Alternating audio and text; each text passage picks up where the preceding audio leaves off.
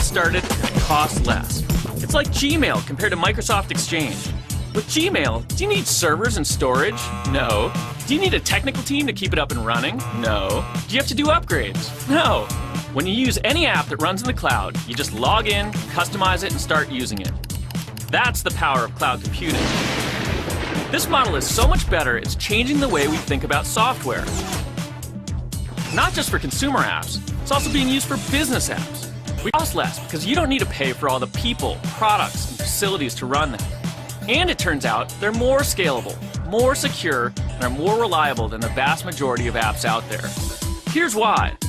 They're based on an architecture called multi-tenancy.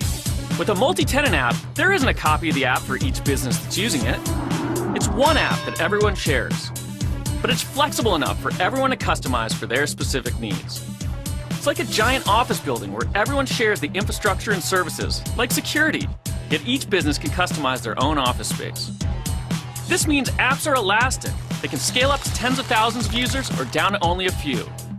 Upgrades are taken care of for you, so your apps get security and performance enhancements and new features automatically. Now, the way you pay for cloud apps is also different. Forget about buying servers and software. When your apps run in the cloud, you don't buy anything at all. It's all rolled up into a predictable monthly subscription, so you only pay for what you use.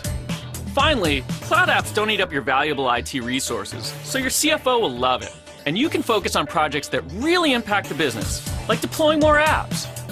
Cloud computing is a simple idea, but it can have a huge impact on your bottom line.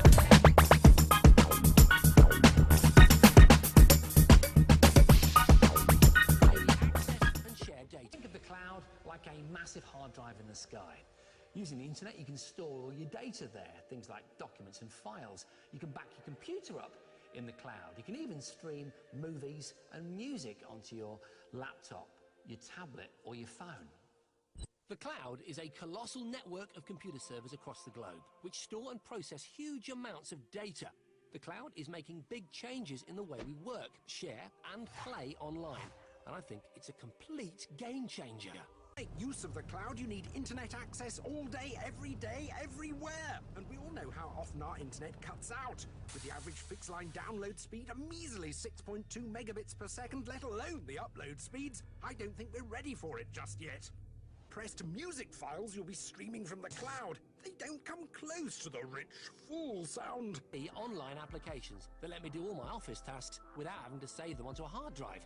I can even do photo and video editing, and it all gets saved in the cloud, ready for me to access and work on anytime, anywhere. My pictures, movies, and files take up space, but why send all of my information out there into the online wilderness when I can keep it on something so small it fits on my keyring? You see, my biggest problem with the cloud is that you're entrusting all of your data to someone else.